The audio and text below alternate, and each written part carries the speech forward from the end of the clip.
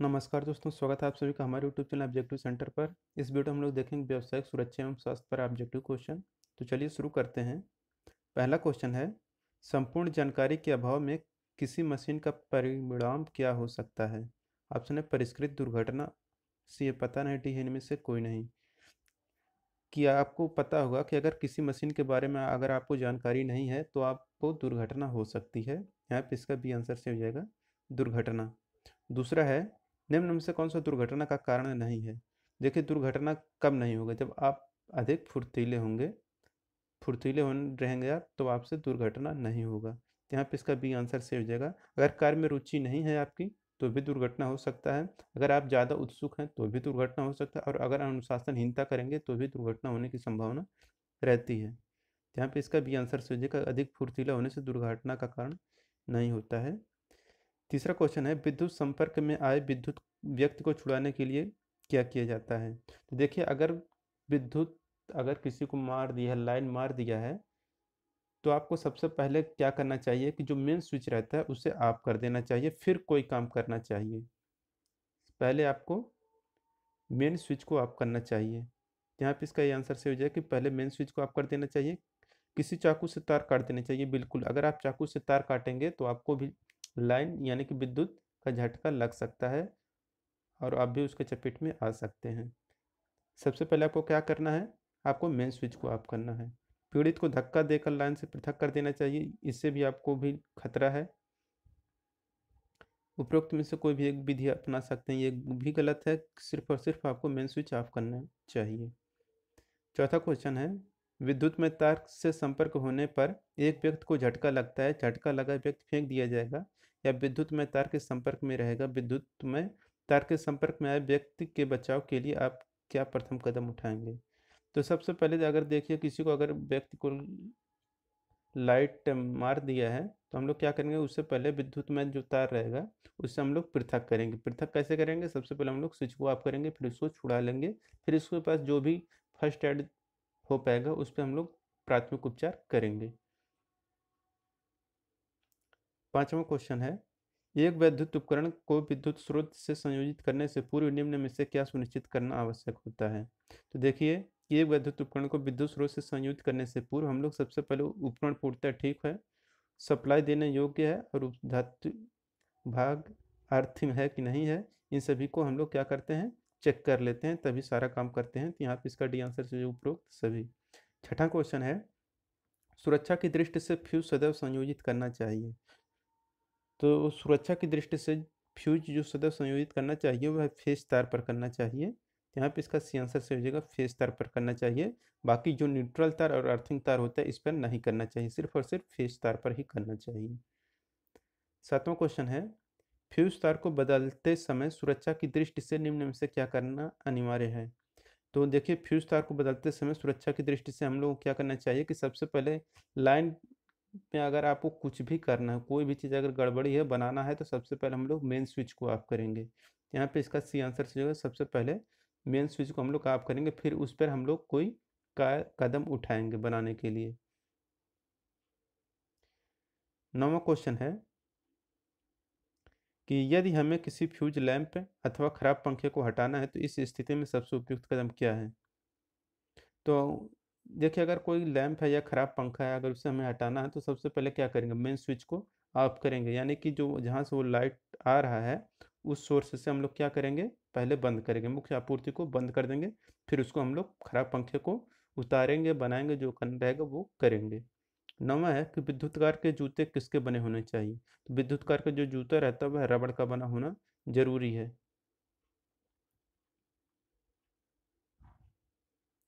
10 number question है, निम्न में से कौन सुरक्षा उपकरण पीपीई की श्रेणी में आता है? देखिए, जो पीपीई की श्रेणी में आता है वह आपका चश्मा भी आता है, दस्ताना भी आता है और सुरक्षा पेटी भी आता है। तो यहाँ पे इसका डी आंसर से हो जाएगा उपरोक्त सभी। 11 नंबर क्वेश्चन है, कार्यशाला में असुरक्षित पहनावे के अंतर्गत क्या आता है? तो देखिए, अगर कार्यशाला में अगर आपको काम करना है तो आपके ढीले कपड़े नहीं होना चाहिए, बल्कि आपको टाइट कपड़े पहनने चाहिए। टाई आपको नहीं लगानी चाहिए, मफलर भी आपका यूज नहीं करना चाहिए। तो यहाँ पे इसका करेक्ट आंसर है जो ऑप्शन नंबर डी, इन सभी का यूज नहीं करना चाहिए। आपके कपड़े टाइट होना चाहिए, टाई नहीं लगाना चाहिए, मफलर नहीं लगाना चाहिए, जूते पहनना चाहिए, चश्मे लगाना चाहिए, हेड का जो टोपी रहता है वो सब लगाना चाहिए, ये सब आपका पहनावे के अंतर्गत आता है, सुरक्षित पहनावे के अंतर्गत। 12 नंबर क्वेश्चन है, दुर्घटना टालने का सर्वोच्च उपाय क्या है? तो देखिए, जो दुर्घटना टालने का सर्वोच्च उपाय है कि जब मशीन और कार्य क्षेत्र से संबंधित सावधानियों का पालन करना चाहिए। 13 नंबर क्वेश्चन है, कार्यशाला में विद्युत शक्ति की विफलता सामान्यतः किसके कारण होती है? ऑप्शन है स्थिति, कारण, आपातकालीन स्थिति, डी है आपका प्रक्रम। तो वर्कशॉप में विद्युत शक्ति की विफलता का जो सामान्यतः विशेष कारण होता है वह आपातकालीन स्थिति होता है। यहाँ पे इसका सी आंसर सही, आपातकालीन स्थिति। 14 नंबर क्वेश्चन है, लाल रंग का बॉर्डर तथा लाल रंग की क्रॉस पट्टी किस प्रकार से सुरक्षा संकेत में बनाई जाती है? ऑप्शन निषेधात्मक, सकारात्मक, संचेतक और है आपका डी सूचनात्मक। तो लाल रंग का बॉर्डर तथा लाल रंग की क्रॉस पट्टी जो बनाया जाता है वह निषेधात्मक का बनाया जाता है, तो इसका ये आंसर सही हो जाएगा निषेधात्मक। 15 नंबर क्वेश्चन है, सूचनात्मक सुरक्षा संकेत का धरातल किस रंग किस आकार का होता है? तो देखिए, जो सूचनात्मक रहता है यह आपका वर्गाकार होता है, सूचना वाला वर्गाकार होता है, यहाँ पे इसका डी आंसर से हो जाएगा वर्गाकार। ये है आपका कि ये कौन सा फिगर है, सुरक्षा संकेत दर्शा रहा है, तो आपको पता होगा कि ये वाला जहाँ भी मिलता है ये आपका क्या रहता है, निषेध, मतलब आपको करने से रोकता है, कि जैसे ये सिगरेट पीना मना है यहाँ पे कहना चाह रहा है, तो यह निषेधात्मक संकेत होता है। 17 नंबर क्वेश्चन है कि सूचनात्मक सुरक्षा संकेत कौन सा है? देखिए, जो सूचनात्मक सुरक्षा संकेत होता है यह आपका है ऑप्शन नंबर बी वाला, यह आपका सूचनात्मक है, बाकी आपको पता है ये आपका निषेधात्मक है। चलते हैं नेक्स्ट क्वेश्चन पे। 18 नंबर क्वेश्चन है कि चेतावनी संकेत चित्र में दर्शाए गए हैं, कौन सा प्रतीक खतरे की आशंका को प्रदर्शित करता है?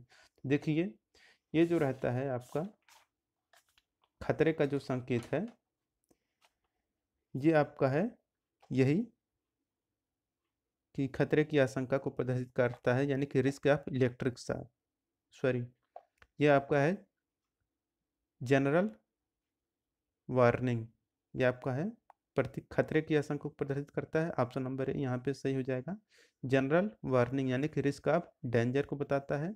और ये जो है आपका बी वाला, ये आपका है लेजर बीम का, ये आपका है बी वाला है आपका लेजर बीम, और सी वाला जो है ये आपका है रिस्क ऑफ एक्सप्लोजन का है, ये आपका रिस्क ऑफ एक्सप्लोजन है।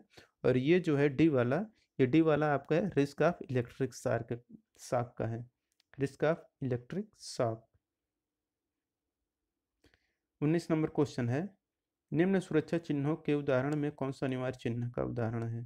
तो देखिए, जो अनिवार्य चिन्ह रहता है कि हेड प्रोटेक्शन आपको पहनना जरूरी होता है, ये अनिवार्य होता है, तभी आप वर्कशॉप में काम करें। 20 नंबर क्वेश्चन है, किन संकेतों के द्वारा कार्यशालाओं में अपनाए जाने वाले सुरक्षा साधनों के प्रति आग्रह किया जाता है? तो वह रहता है आपका सकारात्मक संकेतों के द्वारा। 21 नंबर क्वेश्चन है, सूचनात्मक संकेत के संबंध में निम्न से कौन सा कथन सत्य है? देखिए, जो सूचनात्मक होता है इसमें क्या होता है कि इसकी पृष्ठभूमि जो होती है यह हरे रंग की होती है। क्या होता है कि ये संकेत वर्गाकार होते हैं, जो सूचनात्मक संकेत होते हैं ये वर्गाकार होते हैं, जो हरे रंग की पृष्ठभूमि पर सफेद रंग की आकृति अथवा सफेद रंग की पृष्ठभूमि पर लाल रंग की आकृति द्वारा प्रदर्शित किए जाते हैं। जैसे प्राथमिक उपचार की सुविधा, आपातकालीन दरवाजा, प्रतीक्षा स्थल, ये सभी आते हैं इसके अंतर्गत। 22 नंबर क्वेश्चन है, निम्न चिन्हों का उचित मिलान कीजिए। पहला है तो 22 नंबर आपको मिलान करना है। तो देखिए यहाँ पे क्या है कि दिख रहा होगा कि जो पहला वाला है और दूसरा, तीसरा और चौथा, तो आपको पता होगा कि ये जो पहला वाला है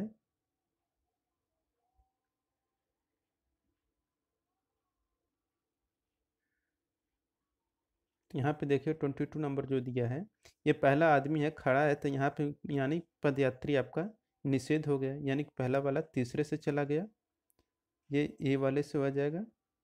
दूसरा है आपका कि ये जो दिख रहा है फिगर बी वाला, ये वो क्या है आपका कि धूम्रपान निषेध, ये आपका कोई है और ये आपका धुआं दिख रहा है, तो ये आपका धूम्रपान यानी कि ये बी से हो जाएगा। और ये क्या है, आपका प्राथमिक उपचार केंद्र को बता रहे थे, ये सी हो जाएगा। और ये क्या है, बाल्टी है, ये पानी है, और इसके बाद ये आग है, तो जलना बुझाए पानी से। तो ऑप्शन क्या करेक्ट हो जाएगा, बी। यहाँ पे देखिए ए वाला क्या हो जाएगा, यहाँ पे तीसरे से चला जाएगा, B1 और C4 और D2। 23 नंबर क्वेश्चन, निम्न में से कौन सा चिन्ह है 415V का खतरा को 415 वोल्ट का खतरा को प्रदर्शित करता है। तो 415 वोल्ट का खतरा को प्रदर्शित करने के लिए हम लोग चेतावनी चिन्ह को यूज करते हैं। 24 नंबर क्वेश्चन है कि चेतावनी संकेतों में हरी पृष्ठभूमि प्रयुक्त की जाती है। तो देखिए जो रहता है, जो चेतावनी संकेत रहता है उसमें हम लोग हरी पृष्ठभूमि नहीं यूज करते हैं। चेतावनी वाले में हम लोग जो पृष्ठभूमि यूज करते हैं वह पीली रहता है, पीला रहता है, तो यहाँ पे पहला ऑप्शन गलत हो जाएगा। और जो हरा पृष्ठभूमि है ये हम लोग सूचनात्मक के लिए यूज करते हैं, तो यहाँ पे पहला गलत हो जाएगा कथन। दूसरा है निषेधात्मक संकेतों में सफेद पृष्ठभूमि प्रयुक्त की जाती है, ये बिल्कुल सही है, तो यहाँ पे इसका बी आंसर से जो केवल कथन दो सही है। 25 नंबर क्वेश्चन है, कौन सा सुरक्षा चिन्ह दर्शाता है कि अमुक चीज को अवश्य किया जाना चाहिए। तो अमुक चीज को जो अवश्य करना चाहिए, जब अवश्य की बात कर रहे हैं तो मतलब वह अनिवार्य होगा, जहाँ पे इसका बी आंसर सही हो जाएगा। 26 नंबर क्वेश्चन है, जहर के से खतरे के लिए कौन सा चिन्ह यूज किया जाता है। तो देखिए जो जहर का खतरे के लिए यूज किया जाता है वह आपका बी ऑप्शन है, जहर के खतरे के लिए यूज किया जाता है।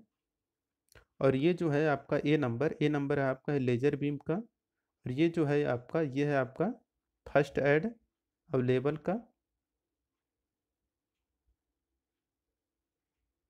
अब चलते हैं नेक्स्ट क्वेश्चन पे। 27 नंबर में कह रहा है कि विकिरण से खतरे का चिन्ह। तो देखिए विकिरण से यानी कि कौन सा है, तो जो पहला है ये है आपका रिस्क ऑफ फायर है। और ये आपका क्या है, जो ये दिख रहा है यह लेजर बीम से है। और ये वाला जो फिगर दिख रहा है यही है आपका risk of ionised radiation, ionising radiation का है, रेडिएशन का। तो रेडिएशन ऑप्शन नंबर यहाँ पे डी सही हो जाएगा। तो इसका करेक्ट ऑप्शन जो ऑप्शन नंबर डी यहाँ पे सही हो जाएगा, यही विकिरण से खतरे का निशान दर्शा रहा है, option number D. 28 number question है, आकृति में किस प्रकृति का सुरक्षा संकेत दर्शाया गया है। तो ये जो दिखाया गया है ये आपका चेतावनी संकेत है, तो इसका सी आंसर से हो जाएगा चेतावनी संकेत। 29 नंबर क्वेश्चन है, तेली सतह की सफाई हेतु क्या प्रयुक्त करना चाहिए। तो तेली सतह की सफाई करने हेतु तो हम लोग क्या करते हैं, लकड़ी का बुरादा यूज करते हैं। इसका ए आंसर से हो जाएगा, लकड़ी का बुरादा यूज करते हैं तेली सतह की सफाई के लिए। 30 नंबर क्वेश्चन है, पीड़ित के अधिक खून बहने की स्थिति में क्या जरूरी कदम उठाना चाहिए। देखिए क्या होता है कि जो पीड़ित व्यक्ति होता है, मतलब एक्सीडेंट हो जाता है, उनका खून बहता है, हम लोग क्या करना चाहिए, पहले जहाँ से खून आ रहा है पहले उसे हमें दबा देना चाहिए, किसी ने बांध देना या दबा दें, तो उससे हम लोग क्या होता है घाव को दबाना चाहिए, जिससे जो ब्लीडिंग हो रहा है वह रुक जाए। 31 नंबर क्वेश्चन है, भीगे हुए शरीर का प्रतिरोध कितना होता है। तो देखिए जो भीगे हुए शरीर का जो प्रतिरोध होता है वह कम होता है, तो इसका सी आंसर से हो जाएगा। इसलिए अगर आपका शरीर अगर भीगा है तो आपको विद्युत झटका ज़्यादा लगेगा, आपको ज़्यादा करंट लगेगा। यहाँ पे इसका सी आंसर से हो जाएगा, प्रतिरोध कम हो जाएगा तो झटका आपको ज़्यादा लगेगा। 32 नंबर क्वेश्चन है, प्राथमिक उपचार बॉक्स में घाव भरने की कौन सी ट्यूब रखी जानी चाहिए। तो जो घाव भरने के लिए जो ट्यूब रखी जाती है वह बीटाडीन का ट्यूब रखा जाता है। 33 नंबर क्वेश्चन है, विद्युत सप्लाई के तार से चिपक व्यक्ति को कैसे दूर करते हैं। तो देखिए जो विद्युत सप्लाई के तार से चिपके व्यक्ति को दूर करने के लिए हम लोग क्या करते हैं, रबर के दस्ताने या सूखी लकड़ी से उसे दूर करते हैं। 34 नंबर क्वेश्चन है, जब करंट बहुत निचले स्तर पर होता है तो इलेक्ट्रिक शॉक का व्यक्ति पर क्या प्रभाव पड़ता है।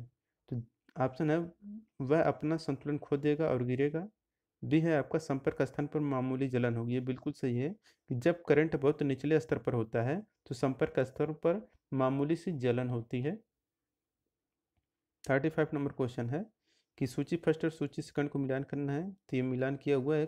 क्या है ना कि इसमें आंसर पहले से टिक किया हुआ है, अगर हम अगली बार जब वीडियो बनाएंगे तो उसमें आपको आंसर टिक नहीं मिलेगा।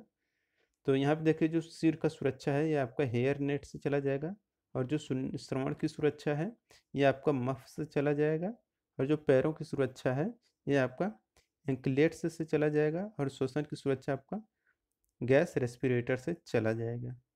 यहाँ पे इसका बी आंसर सही हो जाएगा। 36 नंबर क्वेश्चन है कि आपातकालीन प्रतिक्रिया का प्रकार कौन सा नहीं है। तो आपातकालीन प्रतिक्रिया का जो प्रकार नहीं हुआ है आपका कारीगर विफलता, या आपका आपातकालीन नहीं है, जबकि आग पकड़ना शक्तिशाली शक्ति विफलता और प्रणाली विफलता ये आपका आपातकालीन प्रतिक्रिया का प्रकार होता है।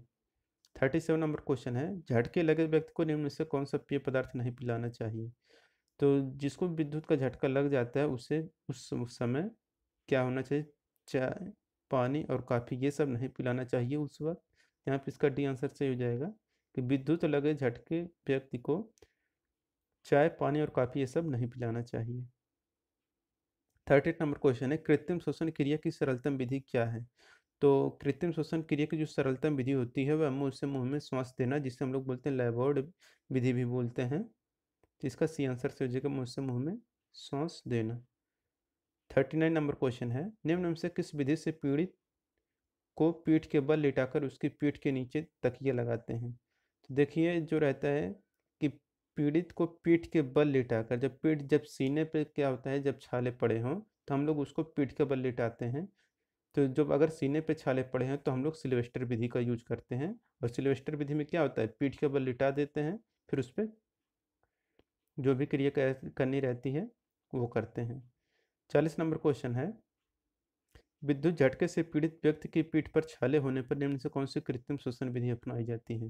देखिए अभी हम आपको बताएं कि अगर आप पीठ पर छाले हैं, अगर पीठ पे छाले हैं तो उसे हम लोग सीने का बल लिटाएंगे, और इसके लिए हम लोग क्या यूज करेंगे सैफर विधि का।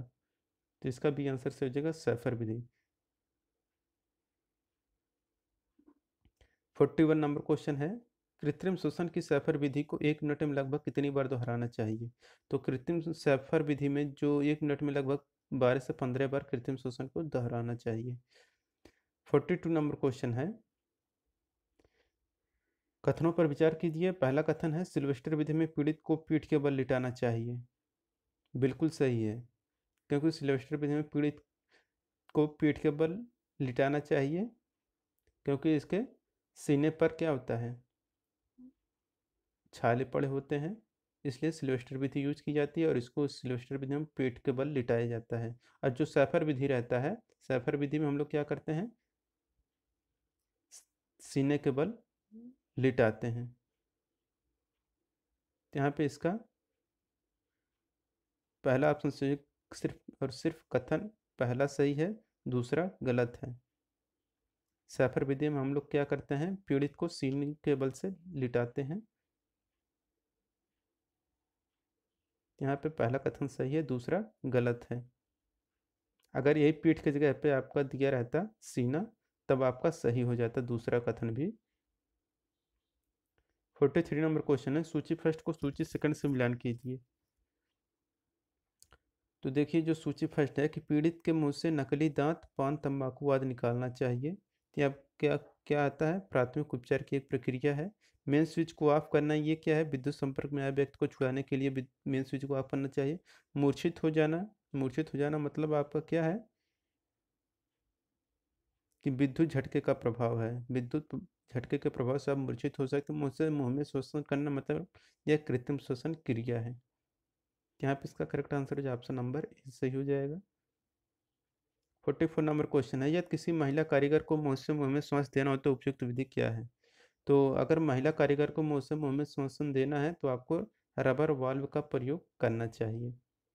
45 नंबर क्वेश्चन है यदि एक मरीज मुंह से मुंह श्वसन प्रक्रिया पर सही प्रक्रिया ना करे तो प्राथमिक उपचार को क्या करना चाहिए। तो क्या करना चाहिए आपको तुरंत चिकित्सा सहायता ढूंढनी चाहिए। चलते हैं नेक्स्ट क्वेश्चन पे। 46 नंबर क्वेश्चन है कौन सा नियम इंडियन स्टैंडर्ड इंस्टीट्यूट यानी कि ISI से संबंधित नहीं है। तो ISI से संबंधित कौन सा नहीं है आप इसमें मात्रक प्रतीकों के एक वचन और बहुवचन एक ही होते हैं, बिल्कुल सही है। मात्रक प्रतीक के बाद पूर्ण विराम संकेत यानी कि डॉट लगाया जाता है, ये बिल्कुल गलत है। यही कहा था कौन संबंधित नहीं है, तो यही ऑप्शन बी सही हो जाएगा, यह संबंधित नहीं है। 47 नंबर क्वेश्चन है, निम्न में से कौन सा महत्वपूर्ण तथ्य है जिसकी उपस्थिति से आग लगने की क्रिया जारी रहती है। तो देखिए, आग लगने के लिए आपको ऊष्मा, ऑक्सीजन और ईंधन तीनों को होना जरूरी होता है, तो इसलिए यहाँ पे डी आंसर से हो जाएगा, ये सभी आग लगने की क्रिया जारी रखते हैं। 48 नंबर क्वेश्चन है, विद्युत तारों में लगी आग को बुझाने के लिए किसका यूज किया जाता है। तो अगर आप विद्युत तारों में अगर आग लगा है तो हम लोग कार्बन टेट्राक्लोराइड युक्त यूज करते हैं, जो यंत्र रहता है। 49 नंबर क्वेश्चन है, वैद्युतिक कार्यशालाओं में आग बुझाने वाले यंत्र क्या होने चाहिए। तो देखिए, वैद्युतशालाओं में क्या होना चाहिए कि आग बुझाने वाला यंत्र भी होना चाहिए, रेत से भरी बाल्टियां उपलब्ध होनी चाहिए, जल की व्यवस्था है, जल से भरी ओवर हेड टंकी भी होनी चाहिए, तो यानी कि सभी होना चाहिए, उपरोक्त तीनों वस्तुएं उपलब्ध होनी चाहिए, तो यहाँ पे इसका डी आंसर सही हो जाएगा। 50 नंबर क्वेश्चन है, विद्युत उपकरणों और ऐसे आग वाले प्रतिष्ठानों में किस प्रकार के आग बुझाने वाले यंत्र का प्रयोग करना चाहिए। तो देखिए, विद्युत उपकरण और ऐसे आग लगे वाले प्रतिष्ठानों में आग बुझाने के लिए हम लोग हेलोन टाइप का यूज करते हैं, एक्सटिंग्विशर यानी हेलोन टाइप का अग्निशामक यंत्र यूज करते हैं। 51 नंबर क्वेश्चन है, सीटीसी आग बुझाने वाले यंत्र में कौन सा द्रव वायुदाब के साथ भरा होता है। तो सीटीसी आग बुझाने वाले यंत्र में द्रव वायुदाब के साथ जो भरा रहता है वह आपका कार्बन टेट्राक्लोराइड रहता है और ब्रोमोक्लोरो डाइफ्लोरो मीथेन भी रहता है। यहाँ पे इसका डी आंसर सही हो जाएगा, ए और सी दोनों सही हैं।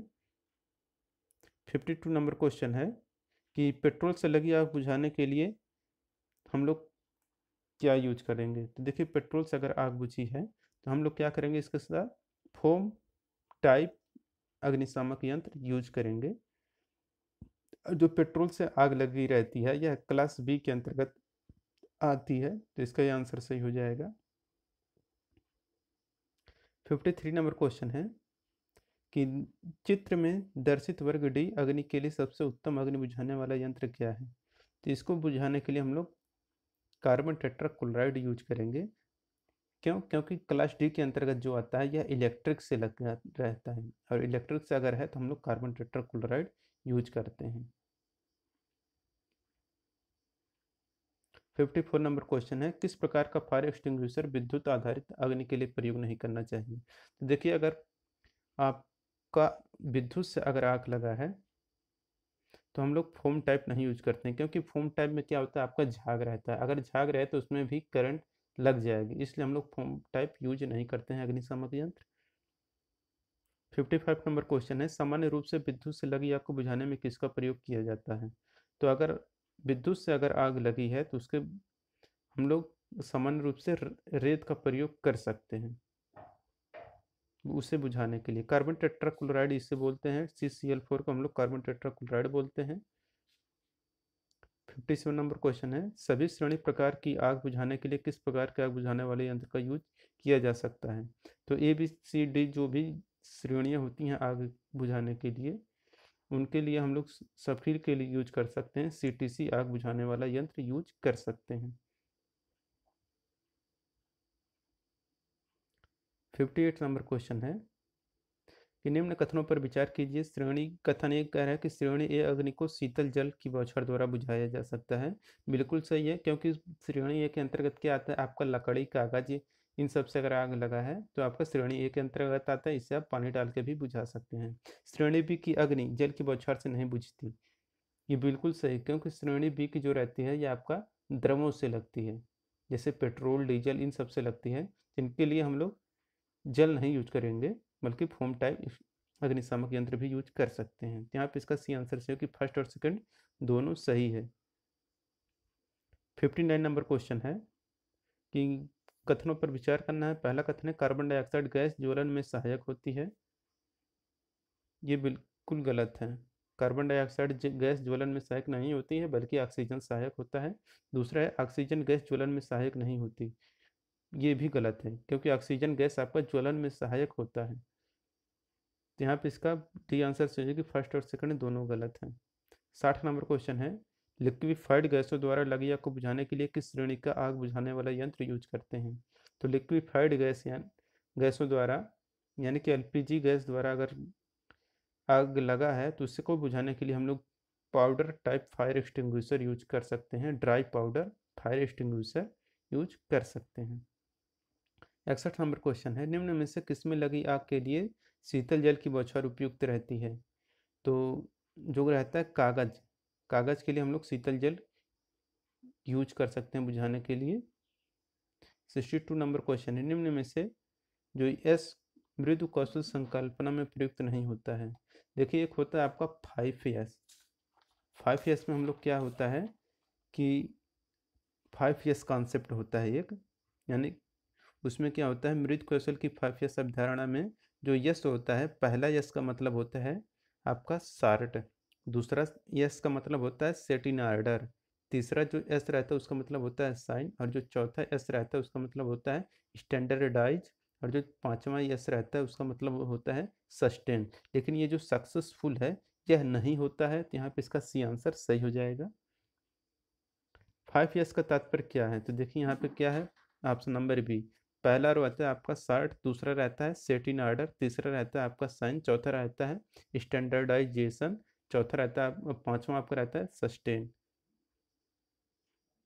5S सिस्टम का क्या लाभ होता है? 5S सिस्टम में क्या होता है, आपकी उत्पादकता बढ़ती है। 65 नंबर क्वेश्चन है कि 5S संकल्पना का आधारभूत स्तंभ नहीं है, तो वह सेट इन टाइम नहीं रहता, यह सेट इन सार्ट रहता है, सेट इन ऑर्डर रहता है, साइन रहता है, और स्टैंडर्डाइज रहता है, और आपका सस्टेन रहता है, लेकिन सेट इन टाइम नहीं रहता है।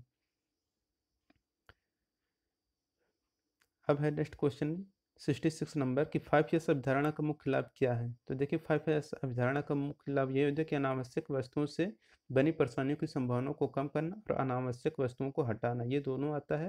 यहाँ पे इसका सी आंसर सही हो जाएगा, ए और बी दोनों।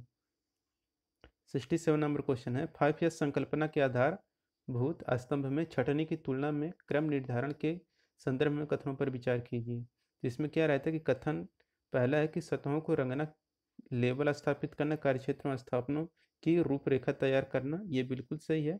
दूसरा कह रहा है कि इसे रेड टैगिंग के नाम से भी जानते हैं, ये बिल्कुल गलत है। यहाँ पे इसका केवल ये ऑप्शन से केवल फर्स्ट सही है। 68 नंबर क्वेश्चन है, 5S प्रक्रियाओं के मानकीकरण में आवश्यक उपकरण कौन से होते हैं? तो देखिए जो 5S प्रोसेस रहता है इसमें जो मानक प्रक्रिया कार्य प्रणाली भी रहती है और समयबद्धन भी रहता है, तो यहाँ पे इसका सी आंसर सी हो जाएगा, ए और बी दोनों। 69 नंबर क्वेश्चन है, BIS का पूर्ण रूप क्या है? तो BIS का पूर्ण रूप होता है bureau of Indian standard. 70 number question, इनमें से कौन सा कूट अभ्यास BIS स्तुति के अनुसार विद्युत वायरिंग संस्थापनों से संबंधित है? यह संबंधित है IS 732। यहाँ पे इसका ए आंसर सही हो जाएगा। दोस्तों अगर वीडियो पसंद आया हो तो वीडियो को लाइक करिए, अगर आप हमारे चैनल पर नए हैं तो चैनल को सब्सक्राइब करिए, जिन लोगों ने वीडियो को नहीं शेयर किया वो लोग वीडियो को शेयर कर दें। ऐसे ही आपको ऑब्जेक्टिव क्वेश्चन मिलते रहेंगे, वीडियो को आप लोग शेयर कर दीजिए। मिलते हैं नेक्स्ट वीडियो के साथ, थैंक यू।